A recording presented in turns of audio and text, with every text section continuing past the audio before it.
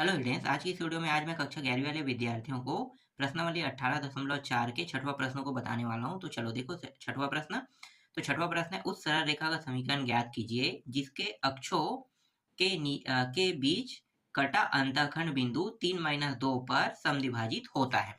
ठीक है, क्या होता है? समद्विभाजित होता है। और हमें ज्ञात क्या करना है? रेखा का समीकरण ही इस प्रश्न में ज्ञात करना है।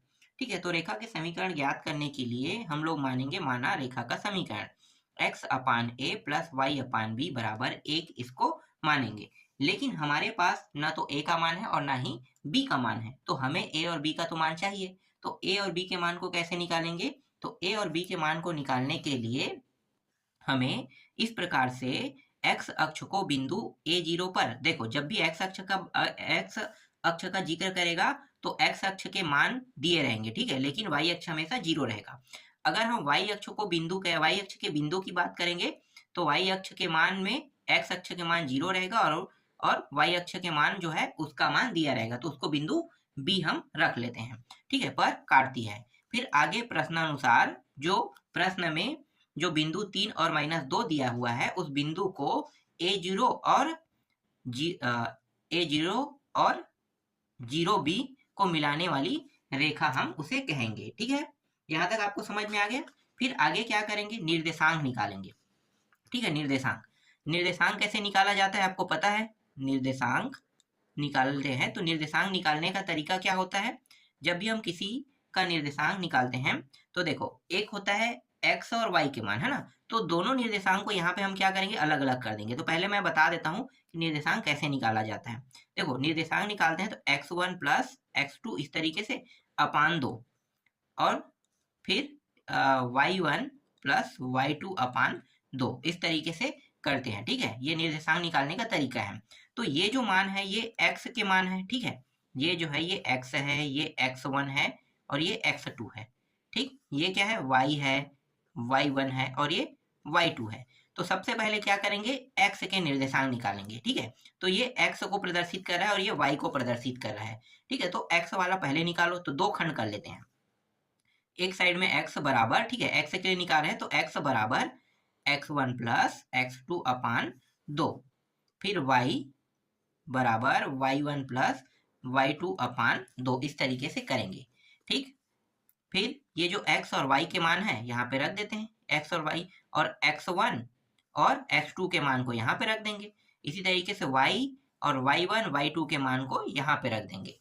तो चलो रखो, x का मान 3 है बराबर x1 का मान कितना है? a, फिर प्लस 0 अपान 2, फिर y का मान देखो -2 है बराबर y1 का मान कितना है? देखो y1 का मान 0 है और y2 का मान b अपान 2। आगे जब इसे हल करेंगे तो 3 दूनी कितना हो गया? 6, और ये a, तो a का मान यहाँ पे हमें 6 प्राप्त हुआ और 2 दूनी 4, -4 अपान b का मान कितना प्राप्त हुआ? -4 हमें प्राप्त हुआ। यहाँ तक आपको समझ में आ गया। अब क्या करेंगे? ये जो a और b के मान है इसको समीकरण 1 में रख देंगे। समीकरण 1 क्या है भाई? देखो, ये है समीकरण 1। तो यहाँ पे लिखेंगे समीकरण 1 में a बराबर 6, b बराबर -4 रखने पर, तो x अपान a के जगह में 6, फिर प्लस y अपान b के जगह में कितना रखेंगे? -4, है ना, -4 बराबर 1 इस तरीके से सभी के मानों को रख देंगे। ठीक है, यहाँ तक आपको समझ में आ गया। फिर आगे क्या करेंगे? हल करेंगे। तो देखो, जब तक के हर बराबर ना हो तब तक के है ना हम किसी मान को जोड़ सकते हैं ना तो घटा सकते हैं। तो हर को बराबर कर दें तो 4 का गुणा इसके साथ होगा, तो 4 का गुणा होगा तो -4 है यहाँ पे, है ना, तो -4x हो जाएगा। और ये 6 है तो ये कितना हो जाएगा? +6y हो जाएगा। फिर इन दोनों का साथ में गुणा, तो 6 चौक कितना होता है भाई? 24, है ना, तो 24, तो माइनस यहाँ पे 24 बराबर 1 इस प्रकार से लिख लेंगे। ठीक है, फिर -4x प्लस 6y और इसको इसके साथ गुणा कर देंगे तो ये हो जाएगा -24 हो जाएगा। अब देखो, ये जो है ये दोनों जो मान है ये 2 के पहाड़े में आता है कि नहीं आता है ना, तो 2 से कटा देते हैं। तो 2 दूनी 2 माइनस 2x और ये 2 तिया 6 तो 3y और ये माइनस 12 हो जाएगा। अब ये जो मान है इसको इस साइड ले आते हैं, तो ये पहले से माइनस 2x है, ये 3y है और इस साइड आके ये मान जो है ये प्लस में हो जाएगा 12 बराबर 0। आगे से हमें माइनस को हटाना है, तो माइनस को हटाने का तरीका क्या है, पूरे पद में माइनस का गुणा कर दो, तो ये हो गया प्लस में और जो प्लस में है वो माइनस में हो जाएगा इस तरीके से, और बराबर 0। और यही क्या है, इस प्रश्न का उत्तर है। ठीक है, रेखा का समीकरण हमें निकालने के लिए कहा गया था, हमने निकाल दिया। ठीक है, यहाँ तक आपको समझ में आया। चलो अगला प्रश्न देखो। देखो अब 7वां प्रश्न, उस सरल रेखा का समीकरण ज्ञात कीजिए जिसका अक्षों के बीच कटा अंतःखंड बिंदु 5, 6 पर 3:1 के अनुपात में विभाजित करता है। ठीक है, इस प्रश्न को कैसे बनाना है, ध्यान देना। यहाँ पे इस बार क्या कह रहे हैं कि अनुपात में दिया है। जब आप निर्देशांक निकालोगे ना, निर्देशांक, तो निर्देशांक का सूत्र क्या होता है, निर्देशांक का आप लोगों को सूत्र पता होगा। इसके 2 सूत्र होते हैं। पहला जो है सिंपल सूत्र, अगर ये ना दिया हो तब x1 प्लस x2 अपान 2 और ये y1 प्लस y2 अपान 2 ये होगा। ठीक है, लेकिन अगर अनुपात में विभाजित करता है कह रहा है, तब निर्देशांक का सूत्र क्या होगा, तब निर्देशांक का सूत्र हो जाएगा, इसे m1 और पीछे वाले को m2 से प्रदर्शित करेंगे, है ना। और ये x1 के साथ m2 का गुणा प्लस x2 के साथ m1 का गुणा अपान m1 प्लस m2। इस तरीके से देखो ये जो पूरा फॉर्मेट है, मतलब ये जो मान है देखो ये वाला किस तरीके से बन जाएगा, ऐसा बन जाएगा। और y के लिए, y वाले में भी वैसे ही m2 y1 plus y2 m1 अपान m1 प्लस m2।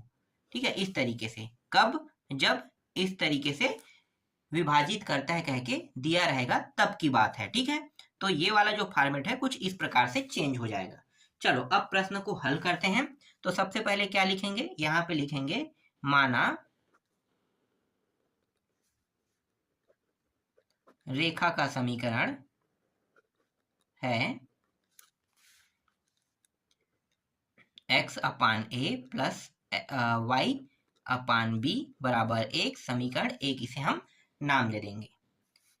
फिर आगे a और b का मान हमारे पास तो नहीं है, तो क्या करेंगे, फिर से हम प्रश्न क्रमांक 6 की तरह ही लिखेंगे। यह रेखा x, बड़े x लिखो, x अक्ष को a0 और y अक्ष को 0b पर काटती है।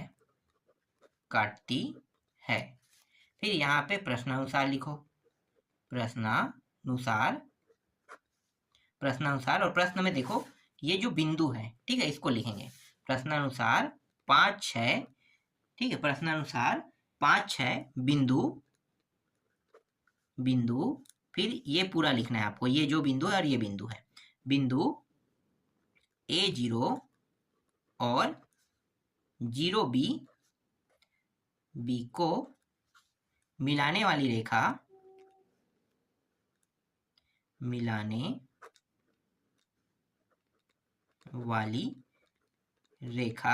है। जो ये जो अनुपात है इसको भी लिखेंगे, जो 3:1 में विभाजित करता है, जो 3:1 में विभाजित करता है। ठीक है, इस तरीके से पूरा लिखेंगे। अब निर्देशांक निकालेंगे। तो अभी मैंने आपको बताया ना, निर्देशांक अब किस प्रकार से निकलेगा, अगर ये जुड़ गया है 3:1 वाला, तब निर्देशांक कैसे निकलेगा, निर्देशांक का जो सूत्र रहेगा, अगर हम x के लिए निकालेंगे तो x बराबर m2 x1 plus m1 x2 अपान m1 प्लस m2, इस तरीके से। ठीक है, बगल में इसके हल को लिख लेते हैं। तो m1 का मान कितना है, ये है ना, तो 3 गुणित x1 का मान देखो ये है a, फिर प्लस m2 का मान 1 गुणित x2 का मान 0, m1 m2 m1 m2 3 और एक 4, तो मैं इसको लिख लेता हूँ डायरेक्ट जोड़ के, है ना, तो 4 लिख लेता हूँ, 3 और एक 4, क्योंकि m1 m2 दोनों जुड़ रहे हैं, तो 3 और एक 4। फिर इसको आगे हल करेंगे, तो आगे हल करेंगे तो 3a, ठीक है। और यहाँ पे देखो ये जो x है इसके मान को भी रख देते हैं, 5 है ना, तो 5 बराबर 3a अपान 4, और ये 4 जो है गुणा होके यहाँ पे आ जाएगा, है ना, तो 5 चौक कितना हो गया 20, तो इसे बगल में कर लेता हूँ, 5 चौक 20 बराबर 3a, 5 चौक 20 बराबर 3a।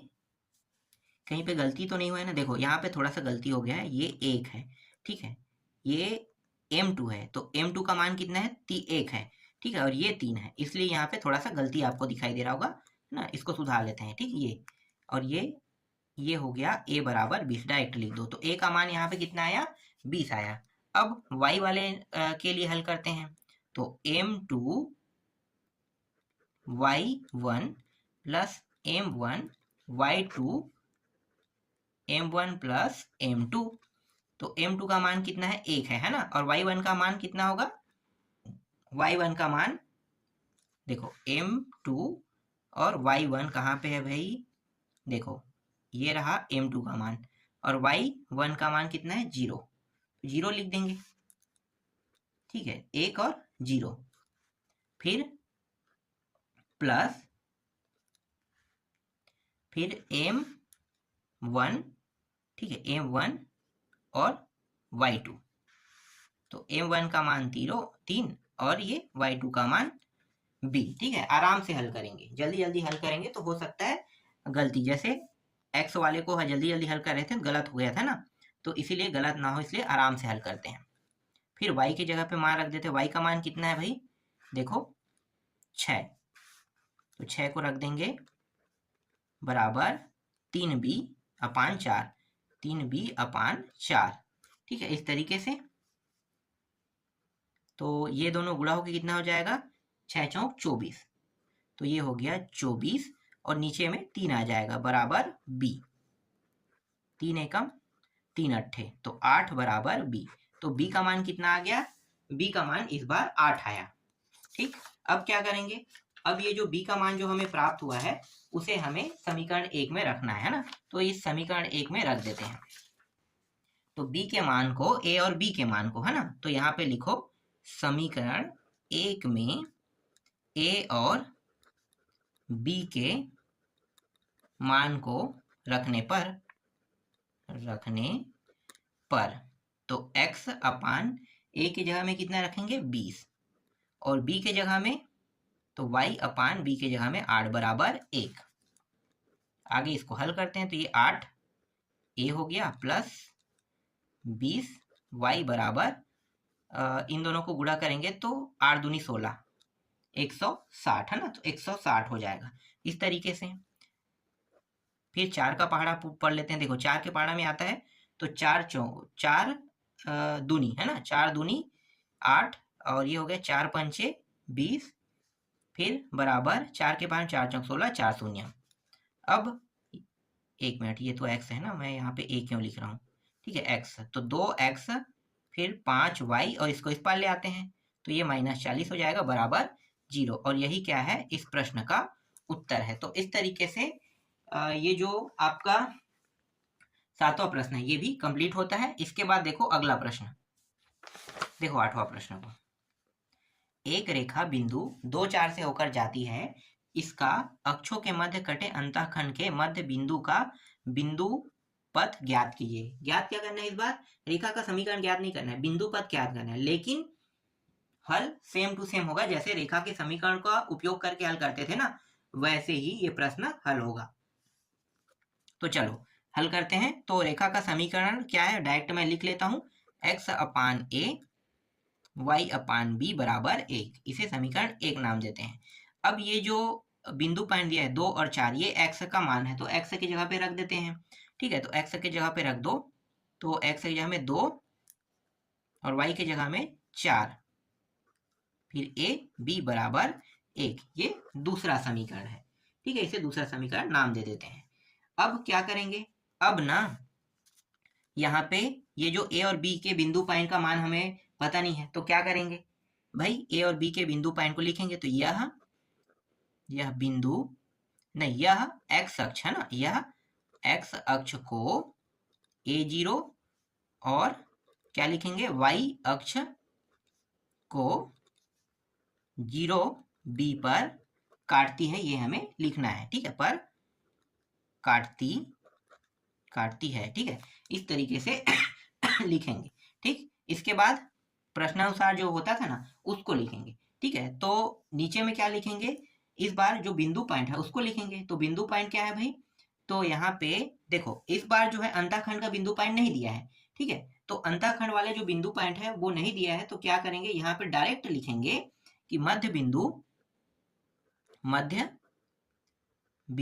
ठीक है, वही मध्य बिंदु जो बिंदु पॉइंट नहीं दिया है उसी को लिखेंगे मध्य बिंदु। इसको हम लोग सी और डी मान लेते हैं। ठीक है, सी और डी है, ये कह लेते हैं। ठीक है, सी और डी है। अब क्या करेंगे, ये जो सी और डी बिंदु हो गया, और इसके बाद ये जो एक्स अक्ष और वाई अक्ष है इसके बिंदु पॉइंट को मिलाने वाली रेखा कह के लिखेंगे। ठीक है, सी डी नहीं, यहाँ पे मध्य बिंदु सी डी को, ये एक मिनट, इसको को करके लिख दो, को बिंदु, इसको लिखो A0 और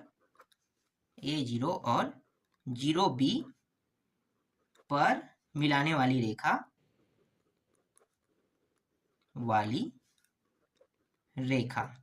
ठीक है, रेखा है, इस प्रकार से लिखेंगे। फिर निर्देशांक निकालेंगे। ठीक है, दो खंड कर लेते हैं।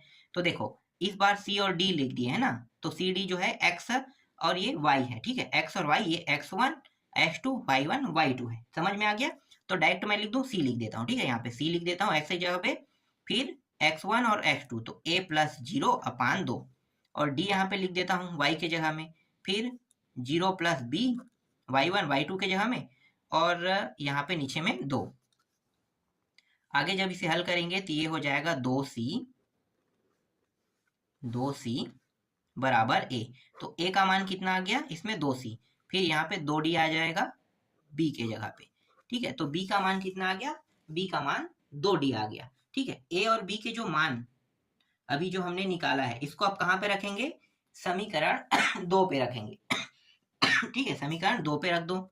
तो देखो ये समीकरण 2 है, यहाँ पे रख देंगे। तो डायरेक्ट रख देता हूँ। ठीक है, यहाँ पे ये जो लाइन खींचा हूँ यहाँ पे आपको लिखना होगा a और b के मान को समीकरण 2 में रखने पर। ठीक है, अब नीचे में मैं डायरेक्ट समीकरण 2 को लेकर आता हूँ। तो 2 और a के जगह में कितना रखूंगा, 2c। ठीक है, 2c प्लस b के जगह में 2d अपान b के जगह में 2d अपान नहीं 2d नहीं, कितना था ऊपर 4 था ना, अब नीचे जो है वो है 2d। ठीक है, 2d अपान 4/2d बराबर 1। ठीक है, इस तरीके से। ठीक, ये 2 एकम कट गया, 2 एकम 2 दूनी 2 बार में कट गया, तो ये हो गया 1/c हो गया प्लस 2/d हो गया बराबर 1। ठीक है, यहां तक आपको समझ में आ गया।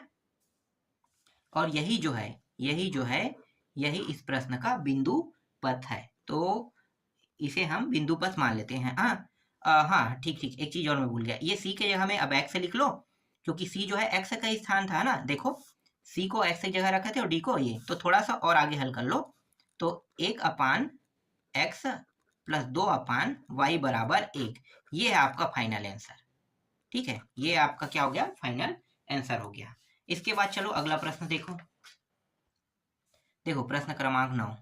उस सरल रेखा का समीकरण ज्ञात कीजिए जो बिंदु -5 से होकर जाती है तथा जिसका अक्षों के मध्य काटे गए अंतःखंड को यह बिंदु 2:3 के अनुपात में विभाजित करता है। ठीक है, ये जो प्रश्न है ये सेम टू सेम 7वां प्रश्न की तरह हल होगा, सेम टू सेम 7वां की तरह, इसलिए इस प्रश्न को मैं छोड़ रहा हूँ। ठीक है, चलो इसके बाद 10वां प्रश्न देखो। यदि सरल रेखा x/a प्लस y/b बराबर 1 बिंदु 8-9 दिया है और दूसरा बिंदु 12-15 से होकर जाती है, तो a और b का मान ज्ञात कीजिए। देखो इस प्रश्न में a और b का मान ज्ञात करना है ना, इस प्रश्न में सरल रेखा नहीं निकालना है, इस प्रश्न में क्या करना है, a और b का मान निकालना है। तो हमारे पास रेखा का समीकरण दिया हुआ है ना, तो उस रेखा के समीकरण को लिख लेते हैं। x upon a plus y upon b बराबर 1। इसे समीकरण 1 नाम देते हैं। फिर यहाँ पे जो पहला बिंदु दिया हुआ है ना, इस पहले बिंदु को यहाँ पे रखेंगे। कहाँ पे? x और y की जगह पे। तो x और y की जगह पे रखेंगे तो ये 8 और ये -9, ये a b बराबर 1। आगे जब इसे हल करेंगे तो ये 8b माइनस 9a बराबर ab ये होगा। इसे हम दूसरा समीकरण नाम दे देते हैं। ठीक, अब क्या करेंगे आगे? ये जो दूसरा बिंदु पॉइंट है इसको अब x और y की जगह में रखेंगे समीकरण 1 में। तो ये हो गया 12 अपान a माइनस 15 अपान b बराबर 1। इसको भी हल कर लेते हैं तो ये हो गया 12b माइनस 15a और ये ab दोनों गुणा होके और ये 1। तो 12b माइनस 15a बराबर ab, ये तीसरा समीकरण, इसे नाम दे देते हैं। ठीक है, अब क्या करेंगे? ये जो समीकरण 2 और समीकरण 3, ठीक है समीकरण 2 और समीकरण 3 को हल करेंगे। ठीक है, तो हल करने की कई विधि होते हैं, जैसे विलोपन विधि होता है, ठीक है, प्रतिस्थापन विधि होता है, बज्रगुणन विधि होता है, बहुत सारे विधि होते हैं। तो ज्यादातर मैं हमेशा विलोपन विधि का उपयोग करता हूँ। क्यों? क्योंकि ये सबसे सरल और आसान होता है। तो विलोपन विधि से हल करते हैं। तो समीकरण 2 और 3 है ना, तो यहाँ पे लिखेंगे समीकरण 2 में। ठीक है, समीकरण 2 को देखो। तो समीकरण 2 में आप किस मान को बराबर करना चाहते हैं? क्या आप a के मान को बराबर करना चाहते हैं या b के मान को बराबर करना चाहते हैं? तो मैं हमेशा a के मान को ही बराबर करता हूँ, है ना। लेकिन यहाँ पे a का जो मान है वो माइनस में दिया है। ठीक है, माइनस में दिया है तो a के मान को बराबर कर लेते हैं। तो देखो यहाँ पे कितना दिया हुआ है, एक काम करो b के मान को कर लो, आगे वाले मान को बराबर करते हैं। तो देखो ये 8 है और ये 12 है, तो जोड़ घटाना करने पर तो ये कटेगा नहीं। विलोपन विधि का नियम यही है, दोनों को बराबर करेंगे तभी एक मान को कटाना ही होता है, 0 होना होता है। और दूसरा जो मान है, ये जो दोनों मान है, इन दोनों मानों से ही हमें कौन सा मान प्राप्त होगा? ए या बी का मान प्राप्त हो जाएगा, है ना। तो इसमें करना क्या होता है? इसमें बस इतना करना होता है कि देखो ये 8 है और ये 12 है। ठीक है, तो 12 का गुणा इस 8 वाले के साथ इस पूरे पद में कर दो। ठीक है, पूरे पद के साथ कर देते हैं। तो देखो 12 का पहाड़ा पढ़ो तो 12 अट्ठे कितना होता है? 96 होता है ना। तो 12 अट्ठे 96, तो 12 अट्ठे 96 मतलब समीकरण 2 में 12 का गुणा तथा, ठीक है, तथा समीकरण 3, ये समीकरण 3 है, समीकरण 3 में ये जो 8 का गुणा इस पूरे पद के साथ करना है। 3 में 8 का गुणा करके क्या करेंगे? देखो ये दोनों, ये और ये प्लस में है, तो दोनों को प्लस में है तो एक का क्या होना चाहिए? घटाने में होना चाहिए ना। तो गुणा करके क्या करेंगे? घटाएंगे, तो घटाने पर। ठीक है, अगर एक मान प्लस में रहता है एक माइनस में तो जोड़ने पर लिखते हैं। ठीक है, ये तो आपको पता होगा। चलो अब यहाँ पे 12 को गुणा इस पूरे पद के साथ कर देते हैं, तो 12 अट्ठे कितना हो गया? 96। तो यहाँ पे मैं लिख लेता हूँ 96b माइनस 12 निया कितना होता है? 108। तो यहाँ पे लिखो 108 a फिर 12ab इस तरीके से लिख देंगे। ठीक है, फिर इसमें 8 का गुणा करना है। ठीक है, तो 12 अट्ठे फिर यहाँ पे फिर से 96। ठीक है, 1 मिनट, ये 9 और ये 6, 96b देखो बराबर हो गया। फिर माइनस, फिर 12 का पहाड़ा पढ़ेंगे तो 15 के साथ नहीं 8 का पहाड़ा पढ़ेंगे तो 15 अट्ठे कितना होता है? 15 अट्ठे होता है 120 होता है ना। तो 120a फिर 8ab। क्या करेंगे? घटाने की बात कर रहे हैं ना, तो घटाने का चिन्ह यहाँ पे लगा देते हैं। देखो तो ये पूरा जो प्लस रहेगा माइनस माइनस प्लस में हो जाएगा। तो यहाँ पे ये माइनस हो गया, ये जो माइनस है तो ये क्या हो जाएगा? प्लस हो जाएगा। ठीक है, और ये प्लस में तो ये माइनस हो जाएगा। तो देखो यहाँ पे ये जो चिन्ह है ये सब के सब क्या हो जाएगा? हट गया, समझो, है ना। इसके सामने का चिन्ह हट गया, बस आपको इसको देखना है और ये नीचे वाला जो चिन्ह है इसको देखना है। तो देखो ये प्लस है और ये माइनस कट गया तो ये 0 हो गया। देखो इसके बाद देखो ये किस में है? ये माइनस में और ये प्लस में है। घटाएंगे तो कितना आ जाएगा? घटाने पर यहाँ पे 12 आ जाएगा, है ना, 12a। फिर देखो ये माइनस में ऊपर वाला प्लस में है तो यहाँ पे 12 है, यहाँ पे 8, घटाएंगे कितना है? 4ab आ जाएगा, है ना। a और a ये भी कट गया तो ये जो b का मान है कितना आया? b का मान 12 आ रहा है, तो b बराबर 12 प्राप्त हुआ। अब ये जो b का मान जो हमें प्राप्त हुआ है ना, इसी b के मान को हम चाहे तो समीकरण 2 में रख सकते हैं, चाहे तो हम समीकरण 3 में रख सकते हैं। ठीक है, तो समीकरण 2 में रख लेते हैं। तो समीकरण 2 में b का मान रखने पर, ठीक है, समीकरण 2 में b का मान रखने पर, तो समीकरण 2 में 8 और b के जगह में कितना रखना है, 12, फिर 9a, फिर बराबर ab है ना, तो a गुणित 12 इस तरीके से। तो 12 अट्ठे कितना हो गया, 96, फिर 9a और ये 12a हो जाएगा। ठीक, इसको इस पार ले जाते हैं तो यहाँ पे 96 बस बचेगा, और ये उस साइड जाके क्या हो जाएगा, ये देखो ये माइनस में, तो उस साइड जाके क्या हो जाएगा, ये प्लस हो जाएगा। तो प्लस होके क्या हो जाएगा, जुड़ जाएगा ना। तो 12 और 9 कितना हो जाएगा, 21 ए हो जाएगा। ठीक है, 21 ए हो जाएगा। देखो यहाँ पे मैं थोड़ा सा गलती कर दिया हूँ, ये 4 एकम और 4 तिया 12, तो ये 3 आना चाहिए। ठीक है, ये 4 एकम 4 तिया 3 से कट गया, तो b का मान कितना हुआ, 3, इसलिए यहाँ पे गलती हो रहा था। ठीक है, तो इसको सुधार लेते हैं, ये 3 हो गया और ये 3 हो गया, है ना, सुधार लिए। तो ये हो गया 8 तिया 24, ये हो जाएगा 24। देखो जल्दी जल्दी हल करने पर ऐसे ही होता है, जल्दी जल्दी जब भी मैं हल करता हूँ ना, हमेशा गलत हो जाता है प्रश्न। ठीक है, ये 3 है। अब इसको इस पार ले जाएंगे, तो ये रहा 24। ठीक है, और ये जो मान है इस साइड जाके कितना हो जाएगा, 9 3 12, 12a हो जाएगा। ठीक है, 12a आ गया। अब ये 12 एकम 12 दूनी, 2 बार में कट गया, तो 2a बराबर कितना प्राप्त हुआ, 2, और b बराबर कितना प्राप्त हो गया, 3 प्राप्त हो गया। ठीक है, तो a और b का मान इस प्रश्न में निकालने के लिए कहा था, तो a और b का मान इस प्रश्न में ज्ञात हो गया। ठीक है, इसके बाद बाकी जो प्रश्न बचा है उसको मैं आपको नेक्स्ट वीडियो में बताऊंगा।